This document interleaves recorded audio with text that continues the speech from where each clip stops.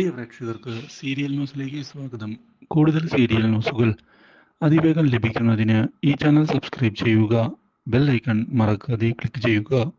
Video ഇഷ്ടമായി എങ്കിൽ like ചെയ്യാൻ മറക്കരുത്.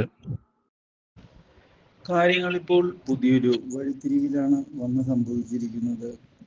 തന്നെ കൊടുക്കുന്നതിനായി ശ്രമിച്ചത് ആൻറ്റിയമ്മയാണ് എന്നുള്ള കാര്യം മനസ്സിലാക്കുന്ന കൃഷ് പൊട്ടിത്തെറിക്കുന്നു.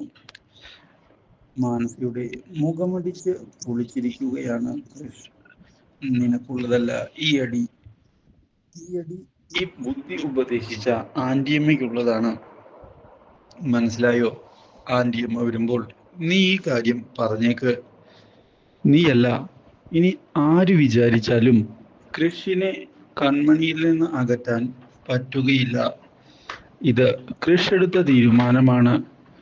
ഞാൻ ജീവിച്ചിരിക്കുന്നുണ്ട് എങ്കിൽ അവളെ വിവാഹം കഴിച്ചിരിക്കും.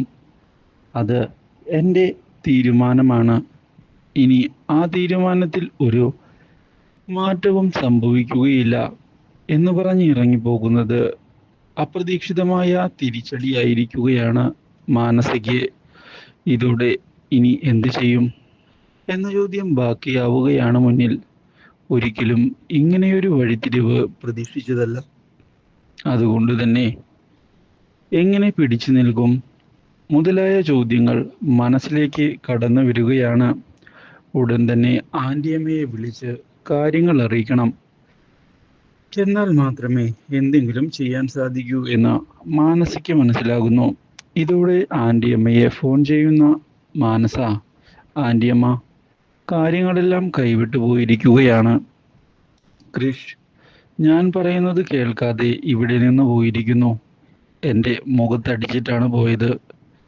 എന്നിട്ട് നീ അവനെ പിടിച്ചു നിർത്താൻ ശ്രമിച്ചില്ലേ? പിടിച്ചു നിർത്താനോ? ഞാൻ പല രൂപത്തിൽ തവണയായി ശ്രമിച്ചതാ, പക്ഷെ ഒന്നും നടന്നില്ല. കൃഷ് അത്രയധികം ദേഷ്യത്തിലാണ് പോയത്. അതുകൊണ്ട് തന്നെ ഇനി എന്ത് ചെയ്യണമെന്ന് എനിക്കറിയില്ല. ആ കൺമണി അവളാണ് ഇതിനെല്ലാം കാരണം. നീ എന്തായാലും പേടിക്കാതിരിക്കേ മാനസ, ഞാൻ വരാം.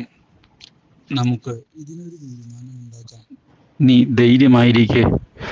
ഇതേ സമയം എല്ലാവരെയും ഞെട്ടിച്ചുകൊണ്ട് കടന്നു വരികയാണ് ഇപ്പോൾ കൃഷ്.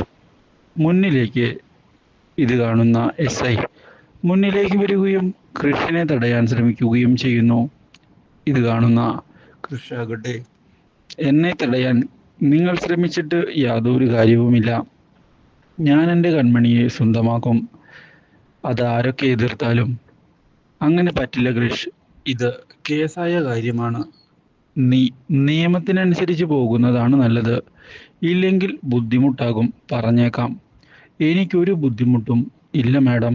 ഞാൻ എന്തും നേരിടാൻ തയ്യാറാണ്. നീ വിചാരിക്കുന്നത് പോലെയല്ല കൃഷ്. നിനക്ക് ഇവളെ സ്വന്തമാക്കണമെങ്കിൽ നിയമപരമായി സ്വന്തമാക്കണം. അല്ലാതെ പ്രശ്നങ്ങൾ ഉണ്ടാക്കിയാൽ രണ്ടു കൂട്ടർക്കും ബുദ്ധിമുട്ടാകും. ഇത് കേട്ടതിനെ തുടർന്ന് ഒന്ന് ഞെട്ടിപ്പോവുകയാണ് കൃഷ്. ഇതോടെ തൽക്കാലത്തേക്ക് മടങ്ങിപ്പോകാൻ കൃഷ് തീരുമാനം എടുക്കുകയും, കൺമണി, ഞാൻ നിനക്ക് വേണ്ടി മടങ്ങി വരും.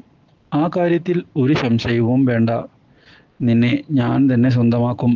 അപ്പോഴാണ് വരുൺ വരുന്നത്. ഇതോടെ വരുൺ മുന്നിലേക്ക് വരികയും, നിനക്ക് അവളെ കിട്ടില്ലടാ. ഞാൻ അവളെ സ്വന്തമാക്കും. എൻ്റെ ആവശ്യത്തിന് ഉപയോഗിക്കും. അതിനുശേഷം അവളെ ഞാൻ വലിച്ചെറിയും നിന്റെ മുന്നിൽ തന്നെ. നിനക്കത് കാണാം. ഇതോടെ രോക്ഷം ഇരച്ചു കയറുകയാണ് കൃഷിൻ്റെ കൈകളിലേക്ക്. ഇതോടെ കൃഷ് തല്ലുകയാണ് വരുണിനെ. അപ്രതീക്ഷിതമായ അടികൊണ്ട് വരുണാകെ പകച്ചു പോകുന്നു. എന്തെങ്കിലും ചെയ്യാൻ ശ്രമിക്കുന്നതിന് മുൻപ് തന്നെ കൃഷ് വരുണിനെ ഇടിച്ചു കൂട്ടിയിരിക്കുകയാണ്. അപ്പോഴേക്കും ആളുകൾ വന്ന് പിടിച്ചു മാറ്റിയതിനെ തുടർന്ന് തൽക്കാലത്തേക്ക് രക്ഷപ്പെടാൻ സാധിച്ചിരിക്കുകയാണ് വരുണിന്. Do like, share and subscribe.